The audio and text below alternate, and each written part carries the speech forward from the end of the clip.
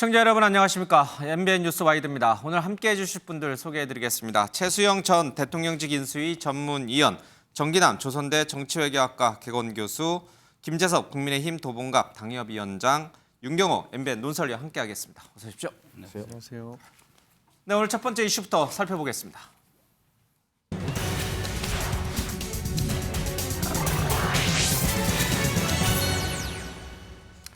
네, 조금 잠잠하나 싶었는데 다시 김건희 여사와 관련된 논란이 불거졌습니다. 오늘은 좀 시끄럽게 불거졌습니다.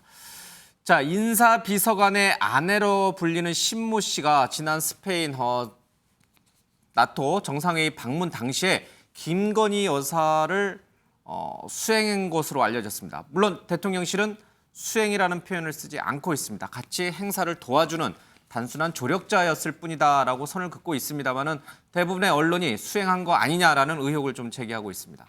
나토 정상회의 방문 일정 당시에 윤 대통령 부부와 같은 숙소를 사용한 거 아니냐 이런 얘기도 나오고 있고요. 대통령 전용기를 이용했고 또 이 김건희 여사의 모든 동선의 계획 또 행사의 면면들을 세밀하게 살폈던 것으로 알려지고 있습니다.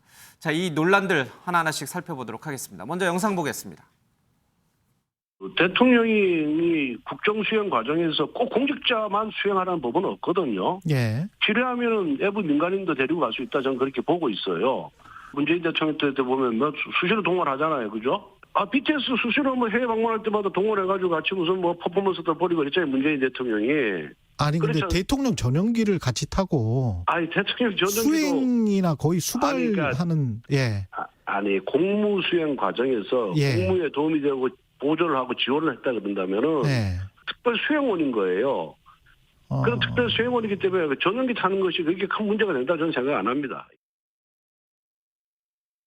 만약에 문재인 정부 때 김종숙 여사께서 만약에 이렇게 지인을 데리고 가셨다고 그러면 온 언론이 가만히 있었겠습니까? 가만히 안 있었겠죠. 이 문제는 전 국회에서 굉장히 이제 좀 심각하게 따져봐야 할 문제입니다. 제가 역으로 말씀드리면 이런 거죠. 국정농단의 주범이 최순실 씨는 네. 박근혜 대통령의 오랜 지인이고 박근혜 대통령을 오랫동안 지원했던 정말 믿을 만한 분 아니었습니까? 그러면 최순실 씨가 박근혜 대통령으로부터 무슨 보수를 받았습니까? 근데 국정농단 사건이 생기는 거잖아요. 이런 개인적으로 지인을 쓰고 또 그 지인을 대동하고 다니는 거에 대해서 아무런 문제의식이 없는 대통령 영부인의 문제는 국가적 문제가 될 수 있습니다. 네, 김건희 씨의 이른바 비선 논란은 이번이 처음이 아닙니다. 조금 정리를 좀 하고 가도록 하겠습니다. 지난달 13일 날 김건희 여사가 봉하마을 건양숙 여사를 방문할 때 지인들이 좀 대동을 했습니다. 그중에는 현 무용학과 교수가 좀 있었죠. 뭐 무속인 아니냐 이런 논란도 있었는데 그건 사실이 아닌 것이었고요. 그리고 이 코바나 컨텐츠 회사의 직원이었던 분들도 일부 동행을 하면서 비선 논란이 있었습니다. 언론에서 여러 지적이 있었기 때문에 그 이후 이순자 여사라든지 다른 사람들을 방문할 때는 이런 사람들을 대동하지 않았습니다. 그런데 이번 스페인 방문 때 신모 씨라고 하는 여성이 다시 등장을 하게 됩니다. 자, 그 신모 씨는 지금 대통령실의 이원모 인사비서관의 부인으로 알려져 있고요. 윤석열 대통령이 직접 두 사람의 중매, 그러니까 연을 이어준 장본인으로 알려져 있습니다. 또 윤 대통령이 잘 아는 지인의 딸로 좀 알려져 있습니다. 뭐 그건 다 좋아요. 뭐 중매도 할 수 있고 다 좋은데 자, 이분이 현직 공무원이 아니에요. 대통령실 직원이 아니에요. 그런데 스페인 방문을 미리 사전 답사도 하고 뭐 방문 당시에 세세하게 옆에 붙으면서 일정을 함께 했습니다. 자, 이게 과연 적절한 행동이냐? 이게 지금 이제 논란의 핵심이거든요. 우리 최 의원께서는 어떻게 보세요? 그러니까 사실 제가 순방에 대해서 조금 말씀을 드리면 예. 저도 청와대 근무할 때 2년 반 동안 해외 순방을 같이 굉장히 많이 다녔거든요. 그러니까 먼저 이렇게 그 행사 계획이 정해지잖아요. 그러면 선발대가 갑니다. 사전 답사를 갑니다. 예. 그게 경호, 의전, 홍보가 갑니다. 그래서 예. 이제 사전 답사를 하고 그다음에 이제 여기서 어떤 행사가 기획된다는 걸 우리가 알고 와서 보고를 하지 않습니까? 그러면 여기에 이제 행사 기획을 하는 사람들이 본 방문을 앞두고 그러니까 사전 답사 선발대 형식으로 또 나갑니다. 나가서 이제 예. 행사의 동선, 그다음에 행사장 규모, 위치, 그다음에 교민사회와 협력 등등을 이제 하는 행사 기획이 따라 나갑니다. 먼저 나갑니다. 그래서 본진이 가면 합류를 합니다. 그리고 이제 들어올 때는 이제 통상 먼저 갈 때는 이른바 그 전용기가 아니라 민항기를 타고 나가지만 행사가 다 마치고 들어올 때는 함께 다 같이 들어오기 때문에 예. 전용기에 탑승을 합니다. 지금 이 관계가 지금 꼭 그렇게 된 거죠. 사전 답사할 때는 이제 민항기 편으로 먼저 나갔고 그다음에 행사를 같이 치르고 귀국할 때는 함께 전용기를 탔다. 지금 이거 아니겠습니까? 근데 문제는 여기에서 이제 이해 충돌의 소지가 이제 발생할 수 있다는 거예요. 왜냐하면 지금 이분이 기업을 운영하시는데 사실은 이제 그 기업을 이제 등기사를 그만뒀지만 예. 직전까지 기업을 운영하셨고 그리고 남편이 지금 현재 청와대에서 가장 핵심적인 인사비서관이에요. 예. 그러다 보니까 이제 말하자면 이해 충돌의 소지가 있을 수 있기 때문에 청와대는 보고서도 지급하지 않았고 뭐 이렇게 했다는 설명인데 저는 이 대목은 조금 해명 적절치 않은 것 같아요. 왜냐하면 예. 이해 충돌이 아니라 이런 것들은 오해의 충돌이 되지 않도록 해줘야 되거든요. 국민들이 이걸 오해를 하시잖아요. 왜냐하면 이게 사실 법적으로 문제는 없어요. 어떤 법이냐면 대통령의 수행에 외교부 장관이 기타 수행원으로 임명할 시에는 동행할 수가 있어요. 민간인도? 민간인도. 예. 기타 수행원으로 지정이 되면 돼요. 예. 그런데 그런 게 잦거나 그런 게 너무 많거나 하면 그러면 공적인 조직은 뭐 하는 겁니까? 행사기획을 꼭 민간인 해야만 하니까 필요에 의해서 갖긴 갖지만 저는 이런 일들이 설득력이 국민들에게 떨어진다는 거죠. 그러니까 이런 점들에 대해서는 차라리 공적 영역에 편입을 해가지고 아예 행사를 맡기거나 그렇지 않으면 조력을 받을 때는 민간에 아예 뭐 외주를 주거나 뭐 이런 식의 관계들이 가야지 이렇게 뒤섞여버린 공사가 약간 혼용돼 버리고 경계가 모호해진 이런 것들은 대국민적인 오해를 살 수가 있기 때문에 차제에 논란이 됐기 때문에 이런 점에 대해서는 확실히 좀 정리를 하고 갈 필요가 있겠다고 저는 말씀드리겠습니다. 예. 자, 이현무 대통령실 인사비서관 아내가 6월 27일부터 28, 29, 30, 7월 1일까지 스페인 순방을 동행을 했고 전체 일정의 기획 또 지원을 좀 했습니다. 특히 이제 김건희 여사를 전담을 했죠. 그리고 이제 대통령 전용기로 귀국을 했는데 대통령 전용기로 귀국한 부분은 지금 이제 방금 최수영 의원께서 말씀하신 것처럼 뭐 선발대로 먼저 갔다가 돌아올 때는 한 비행기로 돌아오니까 요거는 어느 정도 좀 이해가 되는 대목도 좀 있습니다. 그러나 가장 이해가 안 되는 대목, 인사비서관의 아내라고 하는 분, 현직 공무원도 아닌 이 아내라고 하는 분이 왜 대통령의 또 대통령 영부인의 그 행사에 개입을 했는가? 사실 대통령과 대통령 영부인의 일정은 국가 기밀 보안 상황에 해당되거든요. 그래서 민간인들이 잘 알려지지 않아요. 기자들도 엠바고를 걸어놓거나 이제 직전에 알려주는 경우가 많은데 이분이 사전 답사까지 달 정도면 일정을 다 꿰가 있다는 얘기인데 자 이게 과연 법적으로 문제가 없는가 이런 생각을 좀 해볼 수밖에 없습니다. 자, 이 비서관 아내 신모 씨가 대통령과 어떤 관계인지 잠깐 그림 다시 한번 좀 보여주십시오. 이현무 대통령실 인사비서관 아내 윤 대선 후보 캠프에서 김건희 여사 관련 활동을 한 경력이 있고요. 대통령 취임 직후에는 대통령실 청사에서 함께 근무한 거 아니냐라는 얘기가 오늘 기자들 질의응답에서 엄청나게 나왔습니다. 뭐 이해충돌 얘기도 좀 나왔었고요. 두 사람 이 비서관이 어떤 관계냐면 윤 대통령과 이 잘 아는 지인의 딸로서 대통령이 아끼는 이 검사 출신의 이현무 비서관과 연을 맺게 했는데 대통령이 핵심적으로 관여를 하게 됩니다. 그러니까 쉽게 말하면 이 신모 씨라는 여성은 대통령하고도 잘 알고 대통령의 부인인 김건희 여사하고도 잘 압니다. 그래서 누구보다도 김건희 여사를 수행하기에는 어찌 보면 최적의 인물이었던 걸로 추정은 됩니다. 자, 이렇게 되면은 수행을 해도 되는 건가? 같이 이런 행사를 같이 기획하고 같이 사전 답사를 해도 되는 건가? 그러니까 이 대목에서 이제 좀 충돌하는 것 같습니다. 대통령실은 충분히 가능하다라는 입장인 반면에 기자들이라든지 지금 야당에서는 있을 수 없는 일이다라는 입장입니다. 우상호 전 비서관은 최순실에 빗대기도 했습니다. 정 교수님, 당연히 부적절하다고 보시죠? 대단히 부적절한 일이죠. 아니, 정 교수님이. 저는 그렇게 보는 거죠. 이게 이를테면 이 권력을 어떻게 보면은 사적으로 이용한 거다라고 밖에 볼 수 없는 거예요. 누가 뭘 이용합니까? 아니 김건희 신모 씨가 권력을 사적으로 이용이 아닙니까? 아니죠. 신모 씨가 아니라 예. 결국은 민간인 신분, 이른바 사적 인연을 대통령이든 대통령 배우자가 됐든 민간인은 신분을 이른바 사적 인연을 통해서 공무에 어쨌든 활용한 거잖아요. 그 권력을 결국은 사적으로 이용한 거죠. 왜? 기본적으로 행사 기획이라든지 홍보 기획이라든지 중요한 역할을 맡게 되죠. 자, 그런 역할을 그래서 공직에서 어떤 엄정한 절차를 통해서 공개 채용을 하는 것이고 또 자신의 어떤 당 생활했다든가 뭐 정당 생활을 하게 된 경우는 정당 때부터 인연을 맺어왔던 사람을 어떤 행사 기획관에 뭐 정확하게 임용을 해서 어떤 공적 조력을 받는 것 아니겠습니까? 자, 그러나 신 씨는 아무런 그런 근거가 없어요. 자, 완벽한 민간인인 것이고 그 민간인을 이른바 자원봉사 형태로 데려갔다고 그러는 것인데 그 도움을 받았다고 하는 것인데 아니 우리 스페인 대사관이 행사기획 전문가들이 외교가의 어떤 다양한 인재들이 그 여성 한 분의 역할을 대신할 수 있는 사람이 없는 겁니까?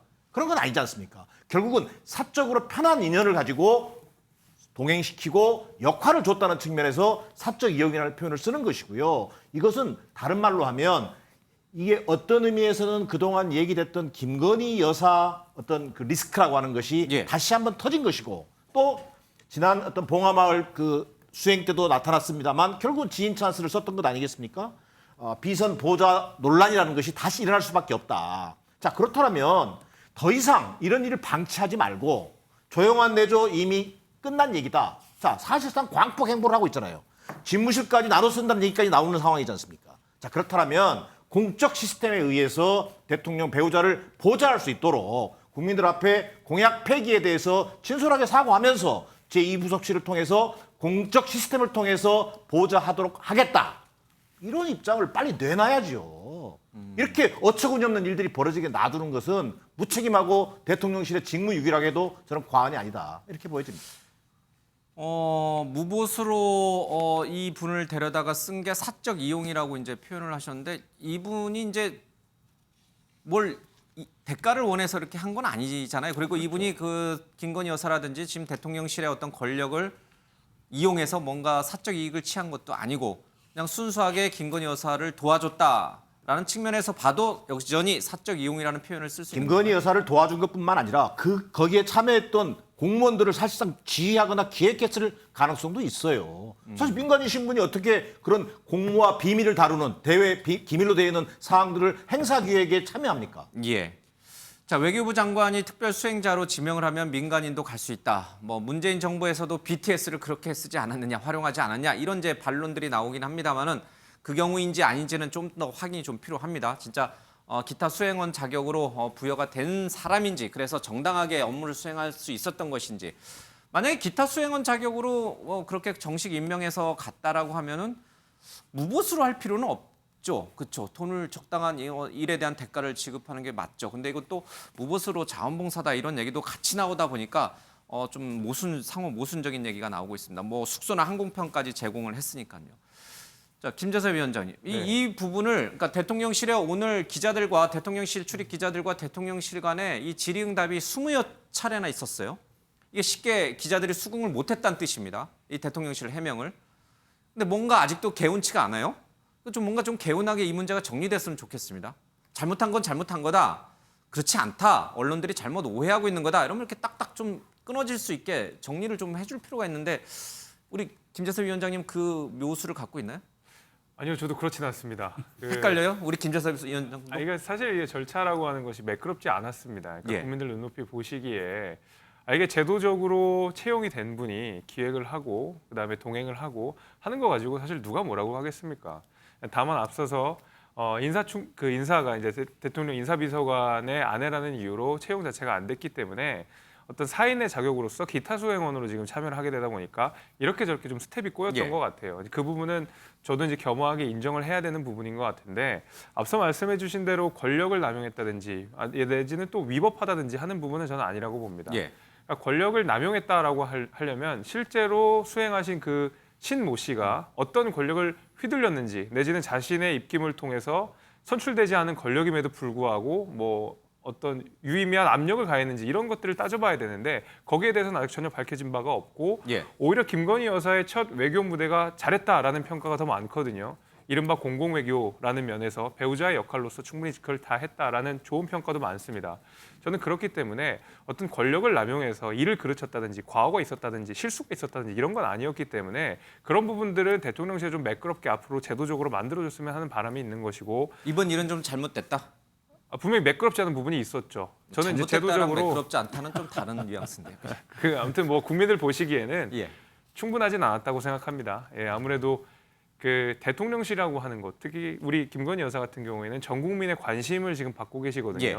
말 한마디, 행동 한마디가 전 국민에게 영향을 주는 큰 위치에 올라가셨고 실제로 큰 영향력을 행사하고 계십니다. 그런 의미에서 모든 행동과 모든 말에 있어서 굉장히 초미의 관심사가 되는 만큼 보다 완벽한 형태로 제도적으로 충분한 형태로 보완된 형태로 가셨으면 더 좋았을 것 같다는 생각은 있습니다. 예.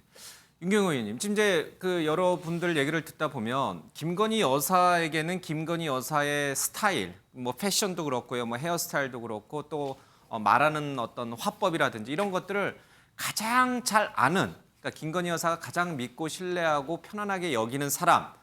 그래서 봉하마을 갈 때는 이제 그 무용학과 교수, 그리고 이번에 순방 갔을 때는 이 신모 씨라고 하는 사람을 아마 썼던 모양입니다. 가장 편안한 사람일 수 있으니까요.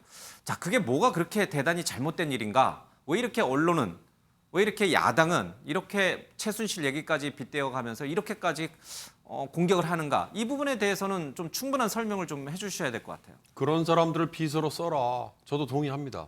대통령이든 아니면 대통령의 배우자든 그런 사람을 비서로 쓰라는 거 동의해요. 그러니까 그런 사람을 공적인 자리에 직함을 붙여서 앉혀야죠. 그러지 않으면 비선이 되는 거 아니에요? 근데 상식적으로 이현모 비서관, 인사비서관이 있는데 그 인사비서관의 아내를 또 김건희 여사의 수행하는 공무원으로 공식적으로 채용해서 쓸 수 있나요? 좀 만약에 그게 인사비서관의 부인을 또 청와대의 다른 자리에 행정관으로 앉히는 게 이해충돌 소지가 있고 인사비서관이니까 자기 부인을 자기가 임명하는 거잖아요. 그렇다면 안타깝지만 아무리 눈빛만 봐도 통하는 사람이라 하더라도 그 사람을 쓸 수 없는 거죠. 그게 바로 공인의 부담이고 공인의 무게입니다. 하고 싶은 대로 다 할 수 있을 만큼 가벼운 자리가 아니죠. 대통령이나 대통령의 배우자라는 자리는 예. 이번 사태는 저는 정말 심각하다. 공사 구분이 정말 뒤죽박죽 안 돼 있는 거다. 공사 구분이 안 돼 있으면요. 아까 지금 신모 씨가 무슨 권력을 행사했느냐, 뭘 얼마나 그런 류의 지금 반박이 있었잖아요. 이런 식으로 대통령 부인과 이렇게 친한 민간인이 대통령과 대통령 부인이 해외 순방을 할 때 공식 수행원도 아닌데 이렇게 따라가더라라는 소문이 금방 나지 않겠어요. 기자들의 촉수에도 이렇게 잡힐 정도였으니까 저는 이번 사태에 이 신모 씨를 둘러싸는 보안의 구멍을 만약에 문제 삼는다면 이건 아마 대통령실이나 경호처에서 할 말이 정말 없을 것 같고요. 또 하나 보도에 의하면 신모 씨에게 관용 여건이 발행이 됐다, 발급이 됐다라는 게 있어요. 그렇다면 아까 최수영 교수의 말씀처럼 기타 수행원으로 외교부 장관이 지명을 한다고 해도 예. 관용 여건은 그렇게 쉽게 발급되지 않습니다. 공무원에게만 발급이 돼야 되는 거거든요. 이건 더더욱 큰 문제다. 그런 점에서 이건 공사의 구분이 정말 되지 않은 가장 심각한 제가 보기엔 대통령 취임 이후에 문제가 생긴 거다. 이걸 아무 문제가 없다고 생각하는 게 윤석열 대통령의 생각인지 아니면 배우자인 김건희 여사의 생각인지를 저는 분명히 정리를 해야 된다. 그리고 또 하나 더 위험한 건 저는 권성동 원내대표 같은 발언.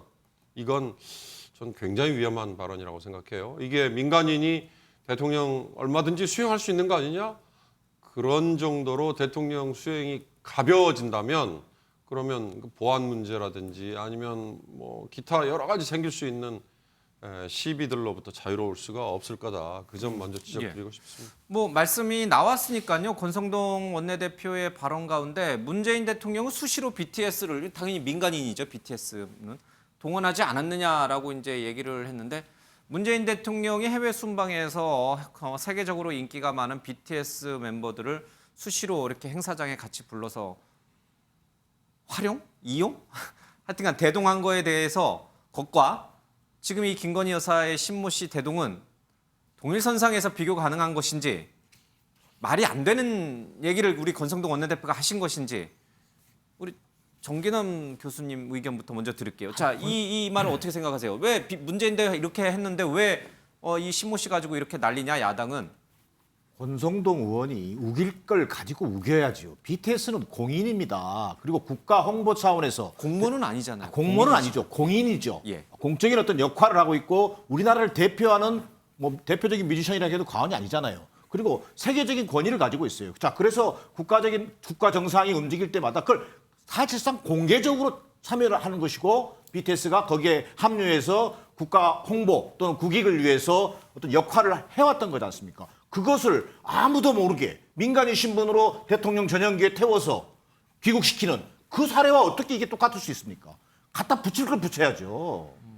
알겠습니다. 우리 네. 최 의원께서는요. 그러니까 뭐 저는 사실 이 사실을 이 사안을 설명하고 좀 납득시키고 이해시키기 위해서 이제 비유를 동원했는데 동원한 비유치고는 조금 컸어요. 제가 보기에 BTS는 뭐 K컬처 우리 국민들이 모두가 알고 있는 사실 BTS가 그 활동을 좀 쉬겠다고 하니까 세계 주가가 출렁거리고 한국의 주요 주가가 출렁거릴 정도의 그런 영향력과 파급력을 갖고 있는 이른바 K컬처의 상징이 같은 그런 음악 그룹이기 때문에 비교는 좀 적절치 않았고 저는 이 얘기는 분명히 하고 싶습니다. 그러니까 말씀드리고 싶은 거는 우리가 실수가 반복되면 실력이라는 그런 말을 하잖아요. 저는 오해가 계속 반복이 되잖아요. 이게 사실로 받아들여집니다. 그러니까 이걸 이때쯤 저는 잘라내야 된다고 봅니다. 그래서요. 예. 그래서 지금 제가 말씀 끊어서 죄송합니다만 그 문제를 좀 한번 짚어봐야 될 거예요. 앞서 잠깐 다시 보여주세요. 이 권양숙 여사 봉하마을 방문 당시에 이 코바나 컨텐츠 직원들이 수행을 했고 또 이 충남도에 있는 모 대학 무용학과 교수가 있으면 친하다는 이유로요. 자, 이때 난리가 났어요. 네, 그렇죠? 그렇죠. 근데 왜 또 이번에 신모 씨가 등장을 했냐는 것이죠. 그러니까 왜 제가 같은 실수가 두 번 반복됐냐. 제가 드리고 싶은 말씀 바로 그겁니다. 그러니까 그때 예방 주사를 맞았잖아요. 세게 맞았잖아요. 예방 주사를 맞을 뿐만 아니라 여론이 어떻게 반응하는지를 봤잖아요. 그러니까 특히 이제 대통령실이 그 당시에 노무현 대통령 그 방문이라는 그 모욕 방문이라는 권양수 여사 방문이라는 굉장히 국민 통합적 행보가 이 뉴스에 다 묻혀버렸단 말이에요.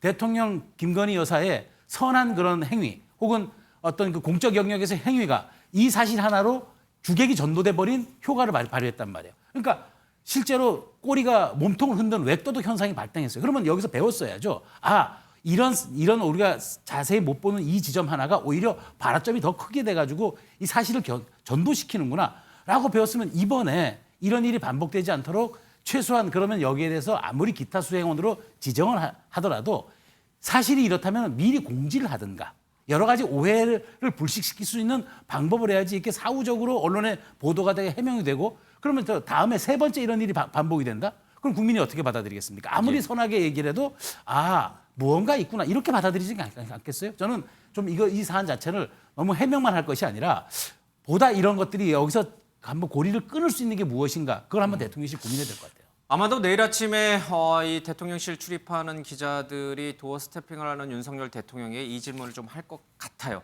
대통령이 이런 논란이 있었을 때 과거에 어떻게 발언을 하셨는지 한번 보겠습니다. 지인분께서 같이 동행하신 거에 대해서 민주당에서는 뭐 비선이라는 단어를 사용하면서 비판을 하기도 하는데 그런 부분에 대해서는 좀 어떻게 보시나요? 저는 그런 얘기 하도 많이 들어서 선거 때부터. 근데 언론에 사진에 나온 그분은 저도 잘 아는 제 처의 오래된 부산 친구입니다. 그래서 아마 여사님 만나러 갈 때 좋아하시는 빵이든지 이런 걸 좀 많이 들고 간 모양인데 부산에서 그런 거 잘 하는 집을 안내를 해준 것 같아요. 그래서 아마 들을 게 많아가지고 같이 간 모양인데 봉하마을이라는 데가 국민 누구나 갈 수 있는 데 아닙니까? 예, 당시에는 이제 이렇게 말씀하셨죠. 처의 오랜 부산 친구다. 이런 얘기도 좀 하셨는데 자, 이번에 내일 아침에 또 어떻게 얘기하실지 모르겠습니다. 우리 김재섭 위원장님은 왜 이런 같은 실수가 똑같이 비슷한 실수가 반복됐다고 보세요? 그 대통령께서 후보 시절 내걸었던 공약 제2부속실을 만들지 않겠다라는 그 약속을 관철하는 과정 속에서 제2부속실이 등장하지 못하고 있고 그렇다고 해서 영부인의 역할이 사라지는 것은 아니거든요. 예. 대통령이 있는 한 대통령의 배우자가 있는 것이고 그 대통령의 배우자에게 요구되는 역할이라는 것이 분명히 있게 됩니다. 근데 대통령의 배우자인데 영부인이 아닌 경우는 사실 대한민국 홍전사상 처음이거든요. 예. 그렇기 때문에 나름의 어떤 제도적인 혼란, 그다음에 관례적인 혼란들이 일어날 수밖에 없다고 생각합니다. 이렇게 됐을 경우에는 부속실이 만들어지든지 때로는 대통령실의 다른 어떤 기관들을 공식적으로 출범을 해서 어떤 김건희 여사를 보좌할 수 있는 공식적인 기구를 만들어 놓는 것이 이런 논란을 해소하는 가장 좋은 방법이라고 생각합니다. 그러면은 사실 논란이 될 것도 없거든요. 공식적으로 수행하는 일정이고 안전하고 비밀도 지킬 수 있고 그렇기 때문에 이제 이런 것들이 이루어지지 않는 과정 때문에 이런 문제들이 발생한다고 생각하는데 그렇게 되면 대통령께서 국민들께 했던 약속을 말하자면 뒤집게 되는 셈인데 그러면 국민들께 설명이 분명히 필요할 것이죠. 근데 그 설명에 대해서 국민들이 납득하지 못할 거라고 생각하지 않습니다. 오히려 국민들께서 그리고 야당이 나아가선 여당조차도 김건희 여사에 대한 제도적 보완이 있었으면 좋겠다라고 요구하는 상황이거든요. 그래서 이 요청을 대통령께서 받아들이시고 국민들께 설명하면 저는 충분히 다 해결되는 문제라고 생각합니다. 저는 한마디만 좀 보태고 싶은데요. 기본적으로 대통령 내외가 공사 구분 자체가 만약에 제대로 되고 있지 않다면 자, 누군가는 그 문제를 지적해 줄 수 있는 대통령실의 참모들이 있어야 한다는 거예요. 그 얘기를 하고 싶어요, 저도. 정말 노라고 말할 수 있는 참모가 없다는 얘기고 특히 공적인 어떤 역할을 해오지 않았던 김건희 여사 입장에서는 너무나 쉽게 생각할 수 있는 거란 말이에요. 그건 안 된다라고 얘기할 수 있는 대통령실의 참모들이 없다는 얘기고 지금 그것이 무방비 상태로 되고 있는 것 아니냐. 이걸 제도 탓만 할 수는 없는 노릇이다라는 게 개인적인 생각입니다. 예. 안 그래도 제가 참모 얘기를 좀 하려고 했어요. 예, 정말 주변 참모들이 또다시 신모 씨를 그렇게 하시면 아니 됩니다라고 김건희 여사에게 얘기를 했는데도 불구하고 김건희 여사가 그대로 강행을 한 것인지 아니면 참모들이 아예 그런 반대 내지는 그런 위험성을 경고조차 하지 않았는지 그 부분은 조금 더 확인이 좀 필요해 보이는 대목입니다. 이 참모와 관련해서 과거에 장제원 의원이 좀 참모들이 제대로 대통령을 보필하지 못하고 있는 것 같다. 뭐 특별감찰관제 폐지 문제 등 뭐 그와 관련해서 그런 얘기를 한 적이 있고 권성동 의원도 이런 얘기를 했어요. 이 순방 당시에 대통령이 일하는 모습을 대통령실이 공개를 했는데 하필이면 이 백지예요, 백지, 그렇죠? 일하는 모습을 공개했는데 백지인 서류를 보는 모습, 또 백지 상태인 화면을 이렇게 열심히 보고 있는 모습을 공개를 했습니다. 물론 이 화면과 이 보고서에 세밀한 내용이 사진이 찍혀서 공개가 되면 보안상 위험하니까 뭐 이렇게 했다라고 이제 대통령실은 해명을 하긴 합니다만은 자 이게 좀 너무 이게 국민이 보기에는 이게 뭔가라는 싶은 그런 느낌을 준단 말이에요. 이번 신모 씨 사건도 그렇고 이런 어떤 조금은 사소해 보일 수도 있는 이런 유의 어떤 대통령실의 어떤 공개 자료들은 사진이든 이런 것들이 조금은 이제 긴장감을 좀 높여야 되지 않겠는가 참모들에 대해서 참모들이 조금 뭔가 좀 나사가 풀린 것 같은 느낌 아닌가 집권 초기임에도 불구하고 이런 비판이 지금 나올 수밖에 없거든요. 체계가 잡혀 있지 않다, 구멍이 숭숭 뚫려 있다, 뭐 이런 얘기 할 수 있죠. 예. 방금 뭐 지적하셨습니다만 대통령에게 또는 대통령 배우자인 영부인에게 이런 사람 데려가서는 안 됩니다라는 쓴소리를 할 수 있는 참모 어렵습니다. 그거 왜요? 입장을 우리가 바꿔놓고 생각해도 지금 정권 초기가 아니어도 정권 말기여도 저는 왜 쓴소리를 하는 참모가 없느냐라는 얘기를 하는 분들이 참 많은데요. 한번 입장을 바꿔놓고 생각해 보십시오. 본인들이 속해 있는 조직의 좌장이 또는 오너가 회장이 뭐 하고 싶은 일에 대해서 평소에 아끼는 사람을 옆에 끼고 있는데 그 사람 쓰면 안 됩니다라는 얘기가 그렇게 쉽게 나오지 않습니다. 이건 시스템으로 옆에서 제어가 되는 방법밖에 없습니다. 제가 드리고 싶은 말씀은 윤석열 대통령이 청와대에 안 들어가겠다. 그리고 용산으로 대통령실 옮기겠다라고 했다는 얘기의 나머지 한 축이 뭐냐? 대통령 비서실의 규모를 축소하겠다예요. 예. 이 비서실 규모를 축소하겠다는 이 공약을 뒤집기가 굉장히 어렵거든요. 그것 때문에 부속실도 제2부속실도 두지 못한다. 그다음에 의전팀의 요원들도 아마 필요한 만큼의 인원을 지금 못 쓰고 있을 거예요. 왜냐? 기존의 전임 정권들이 해왔던 것처럼 모든 부처의 정책을 관장하는 비서관이나 행정관은 그대로 놔두고 정작 대통령실에 필요한 메시지 관리나 의전이나 홍보 그리고 정무기능은 뭡니까? 국회 업무 그리고 시민사회 업무 이거잖아요. 정말 대통령에게 필요한 참모들은 바로 제가 지금 나열해드린 이 대목이거든요. 그러면 이쪽에 인원을 필요한 만큼 쓰기 위해서는 각 정부 부처의 장관들이 관장하는 업무는 대통령실이 과감히 넘겨줘야 된다. 전 그 점을 강조하고 싶은 거예요. 윤석열 대통령이 전임 정권들과 달리 대통령 비서실의 대통령실의 규모를 줄이겠다는 공약을 실천하려면 장관들에게 전권을 주고 그 장관과 청와대의 교량 역할을 하는 비서관이나 행정관들을 대폭 줄이면 정말 필요한 의전, 메시지 관리, 홍보 그리고 정무 이런 파트에 필요한 사람을 쓸 수 있다. 이걸로 해법을 좀 찾아보시라는 조언을 제가 드리고 싶습니다. 알겠습니다. 내일 아침에도 이제 기자들이 분명 윤석열 대통령에게 아마 이 문제를 좀 질의를 할 겁니다. 어떤 답변이 나오는지 또 지켜보겠습니다. 자, 다음 이슈로 가겠습니다.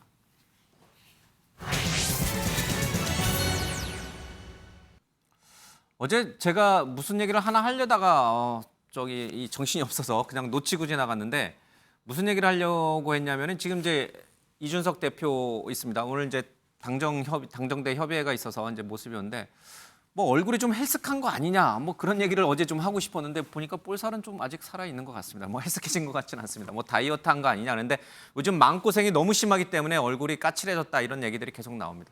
오늘 당정대 이 최고 당정협의회에 참여했던 이준석 대표 윤석열 대통령을 향해서 아주 쓴소리를 그대로 쏟아냈습니다.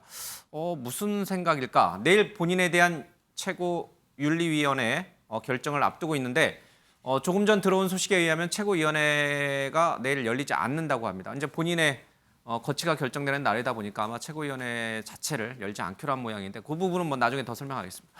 어쨌든 오늘 있었던 이준석 대표의 여러 가지 행보들을 하나하나씩 살펴보겠습니다. 영상 보겠습니다. 저는 제가 윤리위에서 저에 대한 징계 절차 개시한 뒤에 이양희 위원장을 포함한 어떤 윤리위원에게도 연락을 한 적이 없습니다. 그렇기 때문에 전혀 그런 부분에 대해서는 제가 알지 못하고 네. 언론인들의 접촉 같은 경우에도 대부분의 윤리위원은 하지 않고 있는 걸로 알고 있습니다. 보면은 기사가 익명의 윤리위원이 인터뷰한 게 되게 많거든요. 그러면 근데 제가 언론인들한테 대충 물어보니까 한두 명이 다 하고 계시다 그러더라고요. 대표님, 그 당원 당규 승복해야 된다 이준석 대표 관련해서 그 말씀 전제다라고 말씀을 하셨는데 그 부분은 좀 어떻게 해석하면 될까요? 아니 있는 그대로 우리가 헌법과 법률을 준수해야 되듯이 당연히 최고 규범인 당헌이 있잖아요. 당헌 당규에 대해서 승복을 하는 거는 누구나 당연한 일이죠. 재심 청구도 가능하다 보니까 전제라는 말씀이 좀 적당한가 싶거든요. 아니 그거는 또 당헌 당규에서 재심 허용되면 또 재심 청구할 수 있는 거죠. 자, 어제는 신속보다는 정확이라고 표현했던 권성동 원내대표가 오늘은 당헌 당규를 누구든지 따라야 된다, 승복해야 된다 이런 표현을 했습니다. 내일 윤리위 결정에 대해서 이준석 대표가 그대로 수용해야 된다 이런 얘기를 한 것이겠죠. 자, 이준석 대표는 오늘 어제 이런 글을 SNS에 올렸습니다. 손절이 웬 말이냐, 익절이지라는 얘기를 하고 있습니다. 그러니까 손해보고 파는 게 아니라 이익 보고 파는 일이다. 뭘 파느냐? 국민의힘이 친윤계가 또는 윤핵관들이 대선과 지방선거에 공을 세웠던 자신을 내치는, 토사구팽시키는 그런 상황을 빗대어서 자신은 손절당한 게 아니라 익절당한 것이다라는 뉘앙스로 이런 얘기를 좀 한 것 같습니다.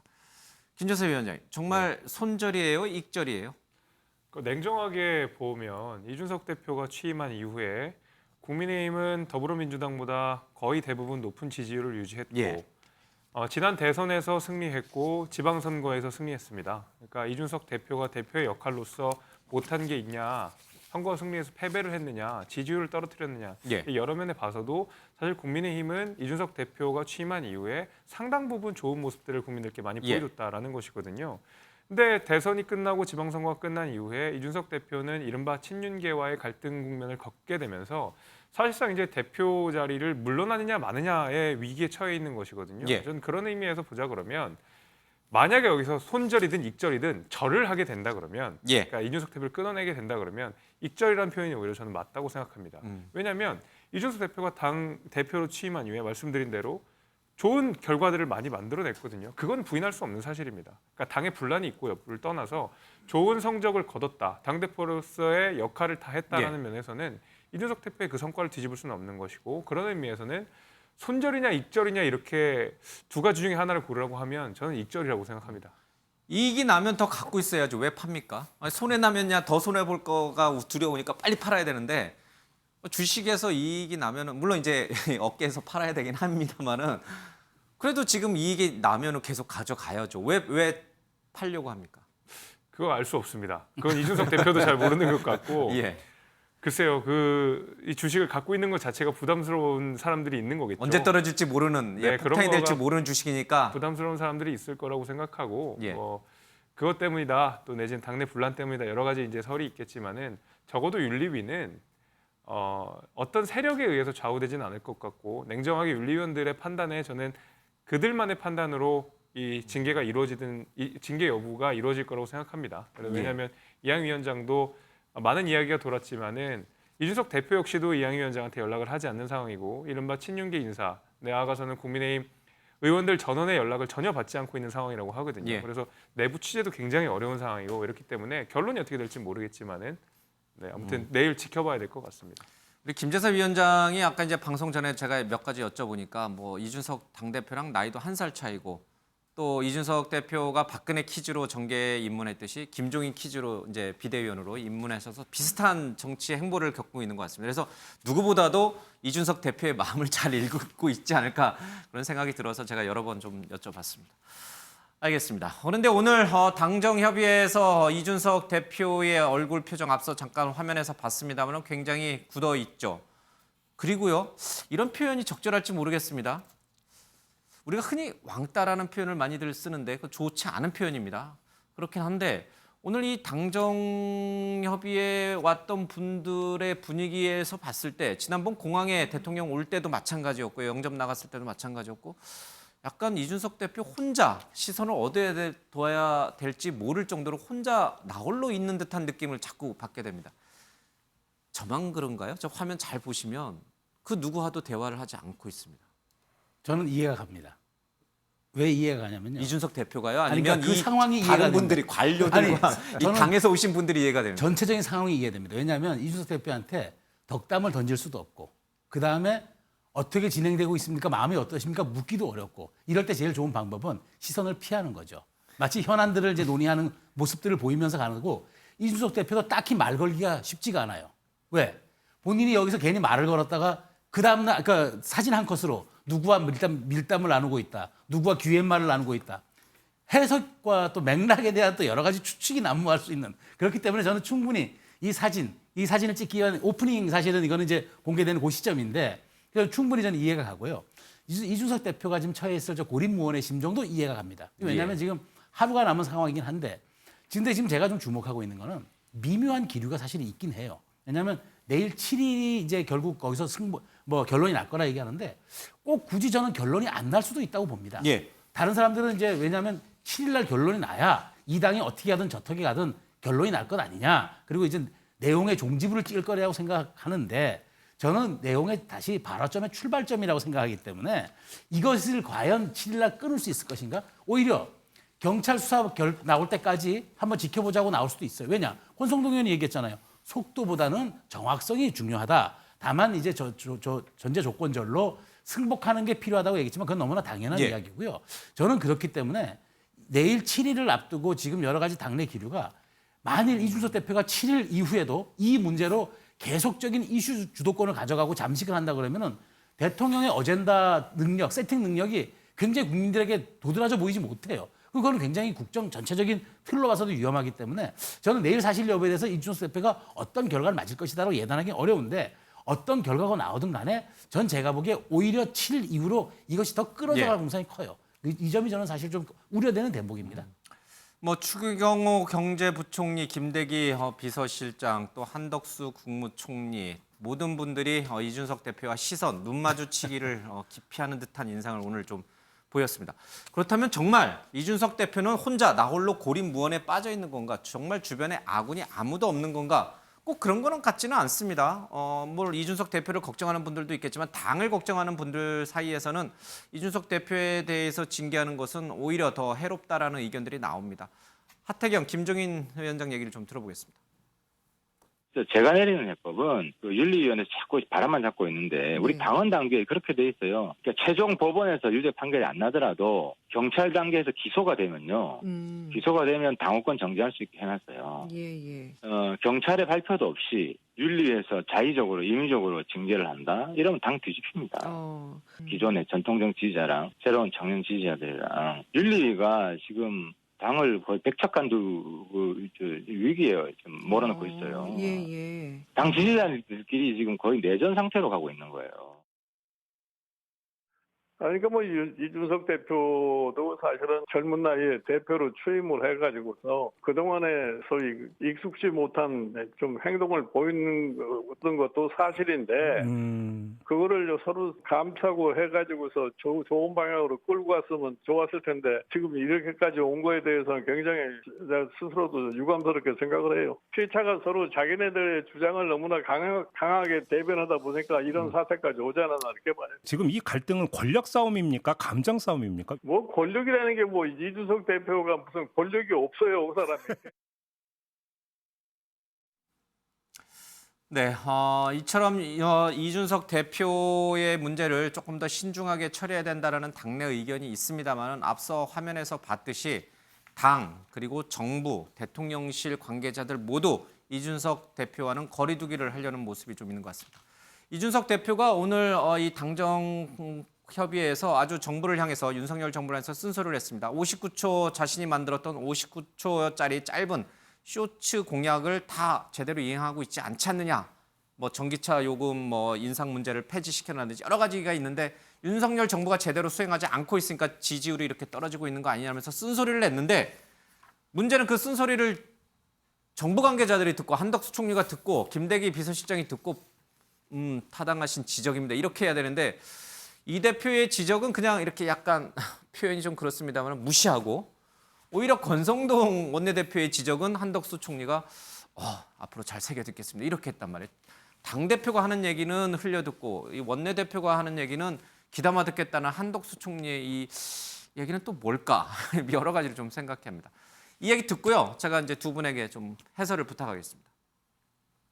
고위 당정 협의를 통해서는 속도감 있는 그런 정책 추진의 어쨌든 의지가 국민들께 표명되었으면 좋겠다라는 생각합니다. 사실 우리가 대선 공약 통해서 그리고 또 국정 과제화를 통해서 이야기했던 많은 정책들이 지금 정책 수요자들에게 아주 효율적으로 전달되고 있지는 않습니다. 실제로 당이 파악한 그런 정책 수요에 대해서 적극적으로 소통하면서 의견을 많이 들어주셨으면 하는 그런 생각입니다. 사실 대통령 선거 때 저희도 많은 캠페인을 기획했습니다마는 전 국민을 열광하게 했던 59초 쇼츠 공약의 비결을 모두 알고 계신지 궁금합니다. 사실 국민의 정책 수요라는 것은 그런 중후장대한 계획보다도 정부가 얼마나 세밀하게 민생을 살피고 있는지에 따라 가지고 결정될 수 있다. 저는 이렇게 생각합니다. 저희는 이미 59초 쇼츠 공약 중에 하나였던 전기자동차 충전요금 인상 중지를 별다른 설명 없이 폐기하고 말았습니다. 본부장님, 그거 들으셨어요? 어떤 거요? 아니, 문재인 정부에서 전기차 충전 요금을 계속 인상한대요. 지금 얼만데요? 원래 얼마 전까지 100원대였고 지금 300원대인데 곧 400원대까지 올린대요. 내리지도 못할 망정?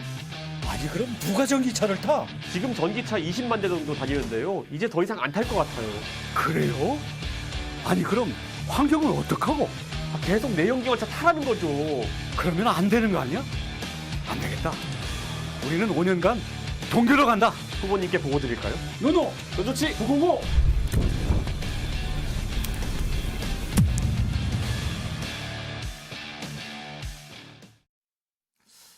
당시 야당에 지금도 야당에 몸담고 있는지 잘 모르겠습니다. 당시 야당에 몸담았던 정기능 교수님. 저 쇼츠 때문에 민주당 이재명 후보 쪽이 졌어요? 쇼츠 때문만은 아니죠. 저것도 굉장히, 영향이 있어요, 근데? 그러나 그 이준석 대표가 중심이 된 저런 쇼츠 공약들이 특히 젊은 세대에게 파고드는 어떤 그 강도와 속도가 엄청났던 건 사실이죠. 그럼 왜 그거를 그때는 공약하고 지금 안 지키는 거예요, 윤석열 정부? 자, 그런 문제를 지금 이준석 대표가 지적하고 있는 겁니다. 예. 실제로 권성동 아까 앵커께서 얘기하셨습니다만 통상적으로 총리 공간에서 이루어지는 이른바 당정 협의라는 것이요. 당 대표에 대한 어떤 찬사가 있게 돼 있어요. 이를테면 근데 두 가지 이유 때문에 안 되겠죠. 하나는 한덕수 총리 자체가 정치인 출신이 아니에요. 관료 출신이다 보니까 지금 권력 전반의 내부의 어떤 상황을 아마 눈치를 보고 있을 가능성이 높습니다. 소신과는 좀 거리가 먼신 분이잖아요. 두 번째, 뭐 저 개인적인 판단입니다만. 예, 맞아요. 네. 개인적인 판단이에요. 좀 동의하기 개인적인 어렵습니다. 판단을 얘기하는 거죠, 평론이니까. 예, 예. 자, 그다음에 두 번째, 전체적인 지금 이준석 대표를 둘러싼 상황 자체가 이게 지금 어제 오늘 일이 아니지 않습니까? 그리고 이게 어떻게 보면 집권 여당 대표가 당 내부의 윤리적 심판대에 올라간 것은 어떻게 보면 헌정사상 초유의 일이에요. 그만큼 무게 자체가 쉽게 얘기를 할 수 없는 상황인 건 맞습니다. 자, 그러나 그런 어려운 여건 속에서도 이준석 대표가 한 얘기 자체는 굉장히 의미가 있는 얘기다. 자, 대선 기간 동안에 공약했던 정책 공약들, 자, 은근슬쩍 폐기되고 있습니다. 그다음에 은근슬쩍 누락됩니다. 또 추진하겠다 어떤 계획, 인수위 단계부터 이것이 정확하게 추적되고 그동안 검토되지 못했다는 얘기거든요. 자, 윤석열 정부 지금 초기에 보여지는 2달 동안 보여준 것 뭐 있습니까? 문재인 정부에 대한 뒤집기 외에는 지금 보이지 않는 거예요. 자, 그런 부분에 대한 이준석 대표의 저 지적 자체는 상당히 나는 의미 있는 지적이다. 자, 그렇다면 관료들, 공무원들, 정부 차원에 다 참석했잖아요. 그런 문제들에 대한 페이퍼업을 통해서라도 내부 토의를 통해서라도 대통령께 보고가 돼야 되죠. 그게 온전한 의미에서의 당정 협의이고 관계라고 보는 것이 저는 맞다고 보여집니다. 그러니까요. 우리가 알고 있는 고위 당정협의라고 하는 것은 당에서 민심을 잘 정부 쪽에 전달해서 정부 정책에 반영되도록 하고 정부가 못할 때는 또 혼내는 역할도 좀 합니다. 그래서 당대표와 이 내각을 이끌고 있는 총리는 상당히 긴밀한 관계이고 또 대통령 비서실장까지 합류를 했으니까요. 이 삼각 트리오가 굉장히 원활한 소통과 서로의 의견들을 귀담아 들어야 되는데 오늘 김대기 비서실장도 그렇고 한덕수 총리도 그렇고 이준석 대표의 저 쓴소리를 귀담아 들었는지는 잘 모르겠습니다. 자, 이쯤 되면 최고 당정협의회조차도 이준석 대표를 약간 패싱하는 듯한 모습을 보인다면 이제는 대통령이 조금 나서셔야 되는 거 아닌가. 당무에 일절 손을 안 대겠다고 하셨지만 이 정도로 고위 당정대 협의가 이 정도로 분위기가 이렇다면은 이거를 굳이 열 필요도 없는 거 아니겠습니까? 당정청 협의회라는 게 정치적인 사안을 다루기 위한 자리라면 그렇다면 뭐 그게 가장 큰 화두가 되겠죠. 예. 그러나 지금까지 뭐 당들이 바뀌어서 이쪽 당 저쪽 당 뭐 여야 고루고루 했습니다만 저 당정청 협의회라는 저 기구는 당정대라고 해달라고 그러더라고요. 당정대입니까? 대도 정부와 그러네. 대통령실과 그러네. 정부도 한 몸이니까 네네. 그냥 당정이라고 청와대가 해달라고 아니니까 하더라고요. 예. 과거에 제가 익숙한 표현을 써서 참 죄송합니다. 이 협의 기구는 그대로 형식을 유지한다. 이거는 국민들에게 뭔가 신뢰를 줄 수 있다라고 생각하는 거 아니에요? 정부와 여당과 대통령실. 대통령실은 사실 정치와 좀 무관하게 구름 위에 떠 있는 거 아니냐. 혹시 이런 생각이라면 뭐 따로 놓을 수 있겠죠. 그러나 전 대통령 비서실에도 지금 정무수석도 있고요. 국회가 어떻게 돌아가는지, 그다음에 여당이 어떻게 돌아가는지는 누구보다도 꿰고 있어야 되는 거 아니에요? 더군다나 지금 뭐 우리 다루겠습니다만 대통령의 지지율이 더 떨어지는 거, 부정적인 평가가 많아지는 이유 중에 하나가 여당 내 권력 투쟁이다라는 얘기도 하지 않습니까? 저는 이준석 대표의 이 징계 문제는 처음에는 아주 가볍게 생각하고 윤리위에 맡겼는데 그 윤리위에서 이걸 또 가볍게 생각하고 접근했다가 지금 국민의힘 본인들 자기들도 감당하지 못할 만큼 일이 커져버린 사안이 아닌가 좀 그런 생각이 들어요. 만약에 이준석 대표가 조금이라도 꿀리는 게 있었다면 저 당정대 협의회에 아마 못 갔을 거예요. 그러나 저기에 감으로써 아까 뭐 앵커도 얘기했고 그다음에 다른 분들도 비슷하게 보셨다고 그랬지만 왕따도 당하는 것 같고 남들이 별로 경청도 안 해주는 것 같다고 하지만 정말 어떻게 보면 대단한 배포를 보여가면서 지금 버티고 있는 거지 않습니까? 내일 뭐 운명의 날이든 어쩌든 간에. 그런 점에서 저는 당정대 협의회라는 이 3자 기구 협의회에서 그런 정치적인 사안을 언급하는 거는 안 맞다. 마찬가지로 지금 윤석열 대통령이 그런 집권 여당의 내부의 당대표의 이러이러한 문제 때문에 생기는 징계 그리고 그 징계가 뭐 윤핵관들의 권력 투쟁 때문에 밀어내려고 하는 거다. 그런 식의 얘기에 대통령이 언급하는 거 전 절대로 필요한 거 아니라는 쪽입니다. 알겠습니다. 어쨌든 이준석 대표는 2030 젊은 층으로부터 팬덤을 좀 갖고 있습니다. 그래서 뭐 지지하는 이런 글들도 남초 사이트라고 해야 될까요? 어쨌든 뭐 그런데 일부에서는 이제 많이 나오고 있습니다. 그러면 윤석열 대통령은 정말 지금 이준석 대표에 대해서 어떤 마음일까? 정말 그거는 당에서 알아서 할 일이지 본인이 신경 쓸 일이 아니다 이렇게 선을 긋고 있는 것인지 아니면 너무 본인의 지지율, 국정수행 지지율에도 영향을 주고 있기 때문에 어느 정도 깊이 관여를 하고 있는 것인지 뭐 알도리는 없습니다. 과거에는 어떤 얘기를 좀 했을까요? 들어보겠습니다. 이준석 당대표는 그 방법을 알고 계시는 것 같아요. 그렇기 때문에 이준석 당대표랑 같이 가셔야 됩니다. 지금 밖에서 이준석 당대표 탄핵하라고 지금 저렇게 시위도 하고 있고 오늘 탄핵안 뭐 가격 그 결의안이 이제 뭐 나왔다고 하는데 저는 그걸 보고 선거를 지려고 작정을 했구나라는 생각을 했습니다. 나가서 저분들 설득해 주십시오. 후보님께서 저분들이 이준석 대표 탄핵을 외치면서 저렇게 비난하시는 모습을 보고 그대로 가신다면 아마 후보님께서 이것을 암묵적으로 동의한다고 생각을 할 수도 있겠습니다. 여전히 정권교체 여론은 절반에 가깝고 그런데 지금 후보께서는 눈앞에 보이는 패배를 향해서 가고 계십니다. 네, 보시는 것처럼 이준석 대표가 만만치 않은 2030 지지세를 좀 갖고 있는 거는 맞는 것 같기도 합니다. 그래서 윤석열 대통령 또 국민의힘 내부에서는 더 머리가 아플 수밖에 없는 거죠. 자, 윤석열 대통령 국정수행 지지율을 좀 보니까요. 눈에 띄는 뭐 여러 대목 가운데 70세 이상, 60세 이상에서도 부정응답이 많이 나왔다, 많이 증가했다라는 거는 뭐 저희가 이미 전해드린 바 있습니다. 그런데 20대, 18세에서 29세에서도 부정응답이 굉장히 좀 많아졌습니다. 이준석 대표에 대한 어떤 여러 가지 공격들이 이 부정 여론을 확장시킨 것인지는 조금 더 검증을 해봐야겠습니다만은 어쨌든 추세적으로 봤을 때 20대가 국민의힘 또는 윤 대통령에 대한 지지세를 많이 걷어들이고 있는 것은 뭐 여론조사에서 좀 확인되는 바가 있는 것 같습니다. 이래서인지 모르겠습니다. 오세훈 서울시장은 이준석 대표를 내일 윤리위에서 징계해서 쫓아내면은 득보다 실이 크다 이런 얘기를 했는지도 모르겠습니다. 그러면 전략적으로 윤석열 대통령, 친윤계와 이준석 대표는 공생관계를 형성할 수 있는 건가?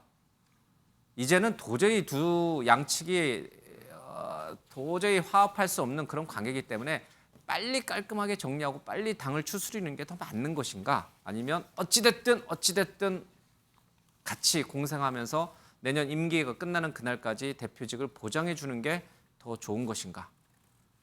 저는 이준석 대표를 만일 쳐낸다. 우리가 흔히 하는 말로 뭐 입절이든 손절이든 절한다라고 했을 때 저는 과연 그게 절한다고 띄어져 나갈 건가요? 저는 그렇게 보지는 않습니다. 그러니까 지금 그렇다면은 저는 그 이준석 대표가 완전히 잠적을 해서 이슈의 중심에서 구도에서 앵글에서 사라질 수가 없습니다.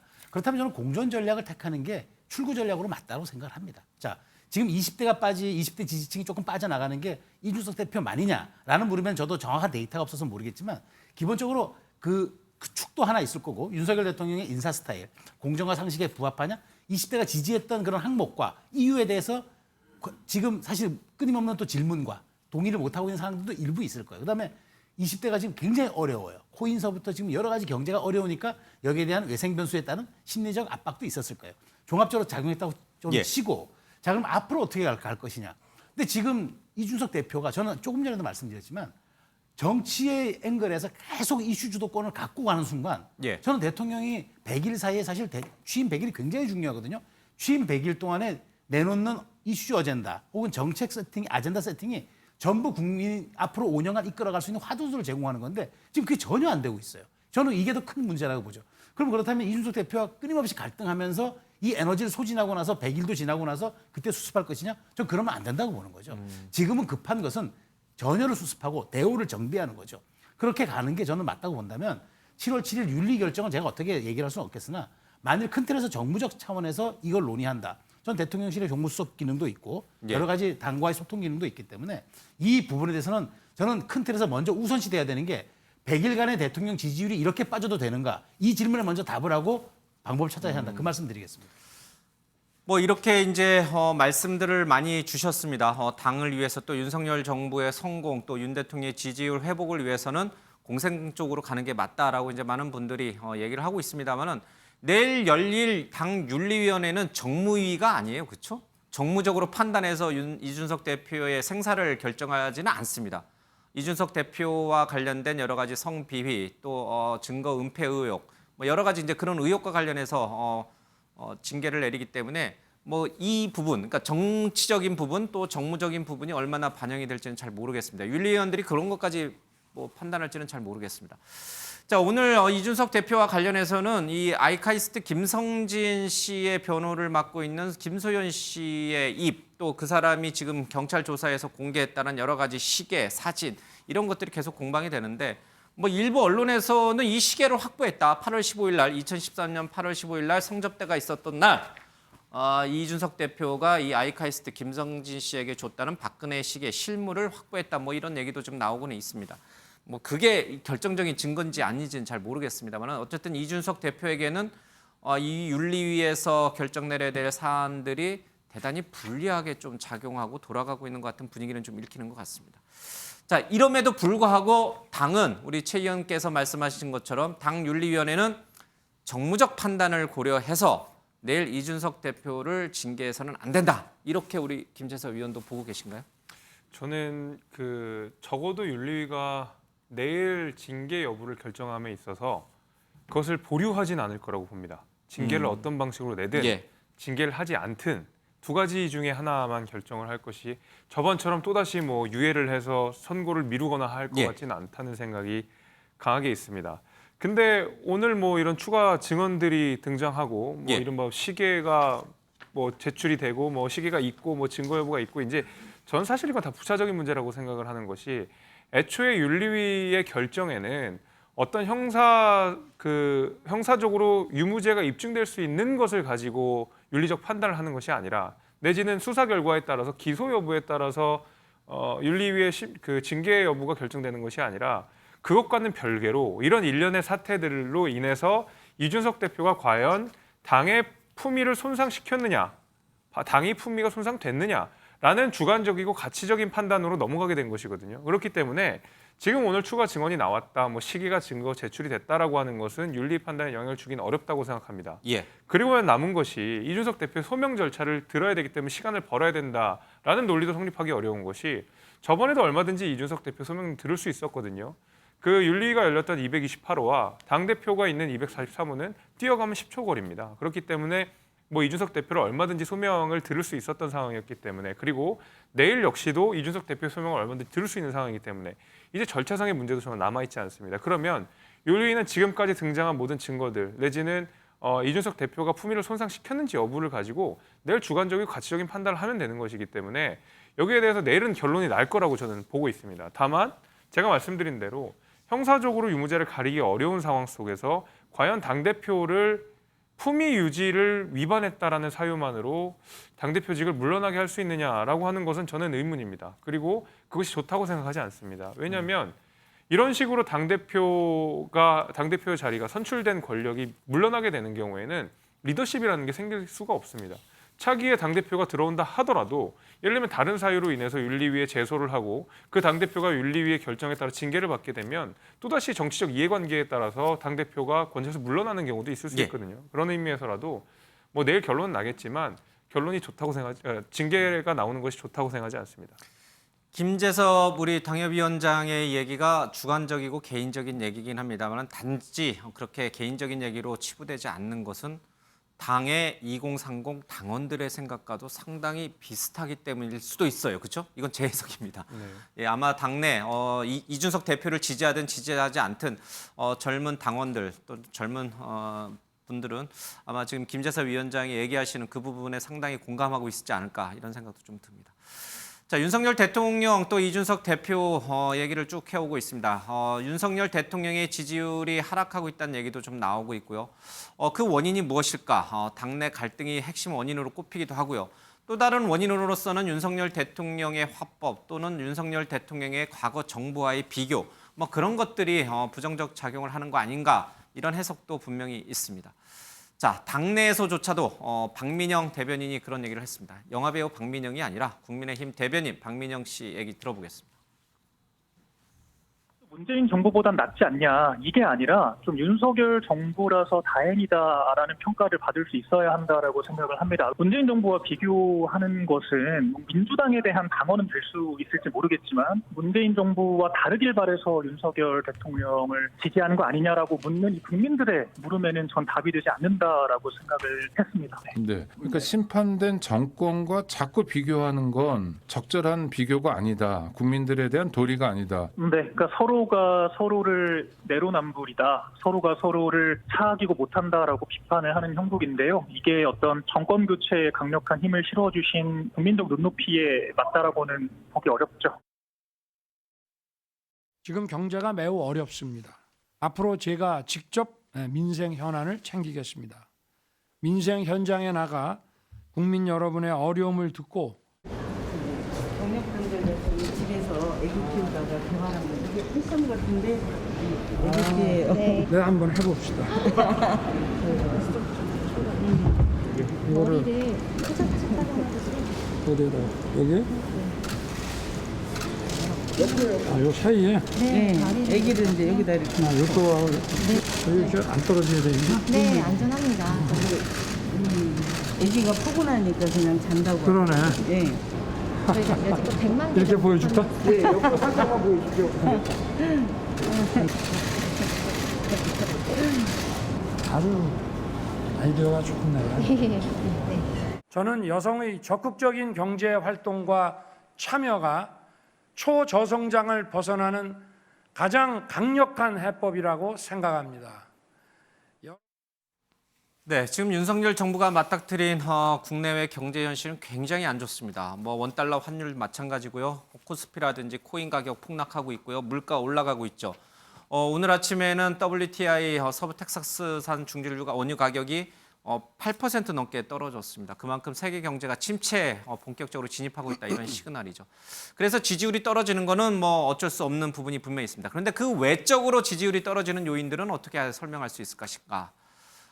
이와 관련해서 그런지 모르겠지만 방금 들었습니다. 대통령이 민생 경제 직접 챙긴다고 말씀하셨고요. 또 이제 여성 주간 행사에 가서 이제 이런 민생들 경제 돌아가는 것도 좀 챙겼고 또 얼마 전에 이 누리호 발사와 성공과 관련해서 또 항공우주연구원에 대통령 커피차를 쐈어요. 지금 화면에 나가고 있습니다.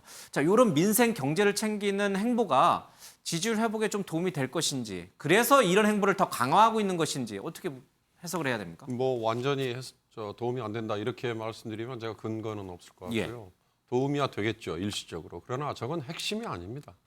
그러니까 지금 민생 챙기고 경제 챙기는데, 그러니까 민생을 챙긴다, 경제를 챙긴다가 민생을 경제를 어떻게 챙기냐가 중요하지. 저렇게 가서 사진 한번 찍고 대통령이 민생 경제 회의를 매번 주관한다고 해서 상황이 역전된다? 그렇게 생각하기는 쉽지 않아요. 예. 저는 지지율이 떨어지는 게 경제가 어려워지기 때문에 국민들의 이 마음이 식어버렸다라고 많이 얘기를 하시는데요. 저는 그렇게 꼭 직결된다고 보지는 않는 게 지금 경제 뭐 고금리 환율 또는 뭐 여러 가지 어려운 것들, 유가, 물가 다 이거는 외생 변수의 작용이라는 걸 국민들이 많이 인정을 해요.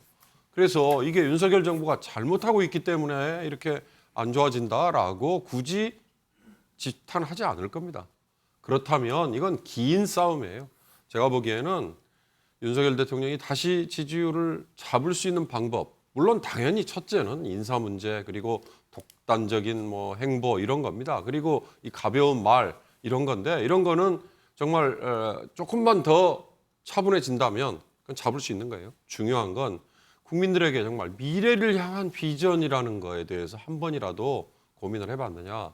지난주에 우리 최수영 교수께서 대통령 취임 후 첫 100일의 중요성에 대해서 잠깐 얘기를 했어요. 미국의 루즈벨트 대통령이 첫 100일이라는 이 개념을 가지고 당시 대공황에 어려웠던 시절에 국민들을 이끌어가는 아주 중요한 모멘텀을 만들었거든요. 지금 대통령도 이 100일 동안에 대통령으로서 5년 동안 앞으로 나라를 어떻게 끌고 가겠다와 함께 대한민국의 미래 비전을 어떻게 제시하느냐. 저는 여기에 관건이 있다고 봅니다. 쉽게 말하면 윤석열 정부의 국정과제의 우선순위가 뭔가를 좀 보여주세요. 지금 윤석열 정부의 국정과제에 1, 2, 3, 4가 뭔지 아는 국민이 있습니까? 제가 보기에 한덕수 총리를 비롯하여 대통령, 장관 누구도 그 얘기 해본 적 없는 것 같아요. 지난번에 뭐 400 몇 가지의 뭐 과제 또 뭐 100 몇 가지의 뭐 얘기했습니다. 그거 그냥 말 나열 이외에 정말로 국민에게 와닿는 메시지는 제가 보기에는 없었다 이거죠.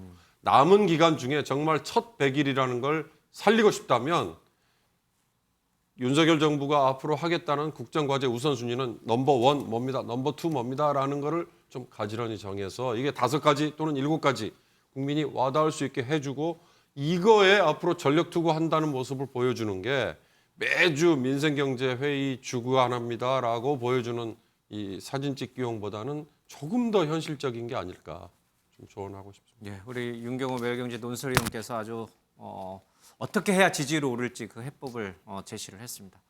야당도 동의해요? 전체적으로 동의가 되고요. 자, 대선 승리 4개월, 취임 2개월째가 돼가고 있습니다. 자, 지지율 추락 사실 굉장히 윤석열 대통령 입장에서는 당혹스러울 수도 있습니다. 그러나 이 지지율 추락이라는 것은 뭐 인사 실패라든지 여러 가지 대외 경제적 여건 여러 가지 종합적인 문제이겠지만 제가 볼 때는요 국정 운영에 임하는 윤석열 대통령의 저는 태도라고 보여집니다. 자, 기본적으로 모든 것을 전 정부 탓할 수만 없는 것입니다. 그다음에 윤석열표 정치가 보여져야 되는 거예요. 자, 근데 그런 비전이 보이지 않는다는 것이고요. 두 번째 딱 하나만 더 얘기를 하면은 자, 민심의 경고등이 뭡니까? 결국은 국정운영 지지율입니다. 부정평가가 늘어나고 데드크로스가 나는 이유가 뭐예요? 민심이 지금 이반하고 있다는 얘기잖아요. 예. 경고등을 보여주는 거잖아요. 근데 그걸 대하는 태도입니다. 자, 저 지지율 별로 일희일비하지 않습니다. 소위 이른바 쿨하게 얘기하는 게 중요한 것이 아니라 그 민심의 경고등을 겸허하게 받아들이면서 국민들의 이해를 구하고 실수는 인정하고 새로운 어떤 비전을 제시하기 위해서 노력하는 모습, 태도가 필요한 겁니다. 민심을 이기는 정치는 없습니다. 그러면 이렇게 언론과 야당의 비판적 목소리를 경청하고 수용하면 되잖아요. 해야죠. 그러니까 이제는 바뀌어져야죠. 제가 축구의 비유를 잠깐 하면요. 예. 공을 쫓아만 다니다 보면 골을 못 넣습니다. 창의적 킬 패스를 할 때 비로소 그게 골이 득점으로 연결됩니다. 여러 가지 이슈들을 놓고 막 쫓아만 다니다 보면은 그러다가 경기 끝날 수도 있습니다. 이걸 좀 명심했으면 좋겠습니다. 그럼 아까 이제 윤경우 의원께서 말씀하신 대로 시급한 건 당장 국정과제가 1, 2, 3, 4 순위가 무엇인지 국민이 명확하게 체감할 수 있게끔 제시를 해주는 것이죠. 윤석열표 브랜드를 꺼내놓으라는 겁니다. 5년 동안 국민이 예. 그것만 받아들일 수 있게끔. 자, 저희가 이 비판적인 얘기만 한 게 아닙니다. 대안까지 제시했습니다, 오늘. 그렇죠? 네. 알겠습니다. 어떻게 하는지 좀 보겠습니다.